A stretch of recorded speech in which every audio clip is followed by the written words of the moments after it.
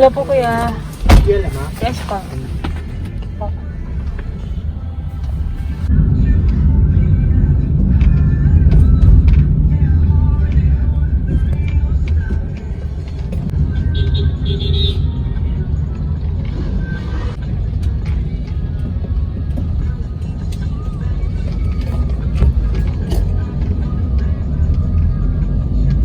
Halo guys, hari ini di video kali ini saya mau berbagi cerita sedikit gimana sih akhirnya saya bisa mendapatkan vaksin untuk dosis yang pertama. Jadi saya daftar di salah satu link yang link ini diperuntukkan untuk area NCR. Jadi saya dapat jadwal di hari Kamis jam 11.40 pagi menjelang siang. Tapi di hari Kamis itu saya berangkatnya pagi-pagi. Jadi ketika saya sampai di sana, saya tanya ke security di lokasi, ternyata diarahkan untuk langsung isi formulir atau registrasi, begitu. Oke, dito na lang po. Thank you po kuya. Ingat.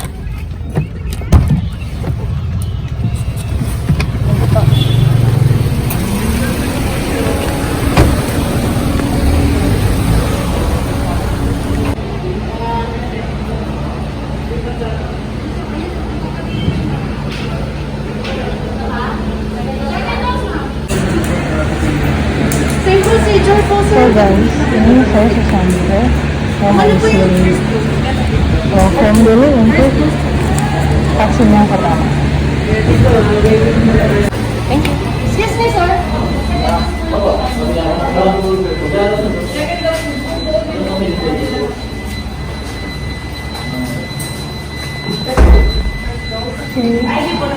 Udah masuk di dalam.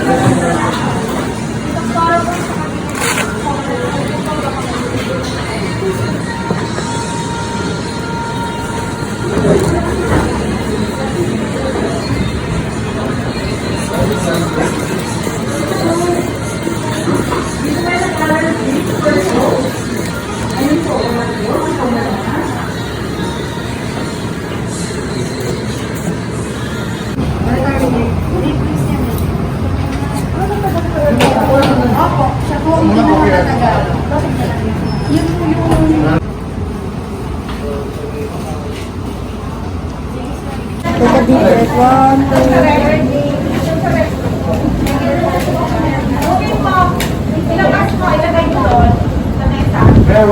So guys, videonya berhenti sampai di situ. Jadi kenapa? Karena dokter yang bertugas menyuntikkan dosis pertama ke dalam badan saya ini melarang saya untuk mengambil video. Tapi menurut pemikiran saya, kenapa dilarang? Menurut saya kan itu hak saya. Toh saya juga video vaksinasi itu saya, bukan saya memvideokan orang lain. Nah, jadi dari situ saya udah ngambil video lagi sampai proses terakhir. Lanjut, setelah vaksin saya diarahkan ke monitoring. Nah, di monitoring terakhir itu saya dicek HR dan RR-nya. Untuk detak jantung saya 126, kemudian di frekuensi pernapasan saya 97. Saya nggak ngerti sih itu gimana cara ngitungnya. Mungkin kalian yang nonton ini bisa menjelaskan HR atau RR yang di angka berapa yang dinyatakan normal begitu. Nah, kemudian setelah diukur HR dan RR, kemudian saya lanjut ke tensi yang kedua. Di tensi yang kedua saya 110/70. Kemudian selesai dari tensi yang kedua, di monitoring, kami di briefing. Kata dokternya apabila ada efek samping dari vaksinasi yang pertama ini bisa hubungi siapa, diarahkan kemana, begitu. Kemudian diberikan paracetamol. Setelah saya vaksin, ternyata saya kena side effect dari dosis yang pertama. Jadi kan saya selesai vaksin itu kira-kira di jam 2:30 sore. Kemudian setelah itu masih beraktivitas seperti normal, tidak ada rasa apa-apa. Kemudian lambat laun di jam 7 malam ke jam 9 malam, badan saya mulai merasakan side effect. Jadi awal mulanya itu kaki saya kayak merasa kesemutan. Kemudian dia ganti jadi ngilu. Habis ngilu udah mulai sakit. Kemudian dia lari ke bagian tangan sampai ke pundak belakang. Nah, itu sudah mulai merasakan ngilu yang cukup hebat dari jam 7 malam ke jam 12 malam. Kemudian dari jam 12 malam itu badan saya udah mulai kayak greges gitu kan, udah mulai kok jadi anget gitu. Udah mulai merasa demam. Kemudian ujung jari kaki dan ujung jari tangan saya sudah mulai merasa dingin banget, tapi dari dalam tuh kayak panas gitu, kayak panas dalam. Oke, singkat cerita saya bawa tidur. Keesokan harinya ternyata di pagi menjelang siang hari itu side effect-nya hilang. Jadi saya beraktivitas secara normal, makan, bersih-bersih segala macam normal. Kemudian dia kembali aktif di jam 5:30 sore. Jam 5, ya udah jam 5 sore, 5:30, badan saya sudah mulai hangat kembali. Puncaknya itu di jam 8 ya, jam 8. Kepala berat banget, sakit banget. Plus tangan yang disuntik itu mulai merasa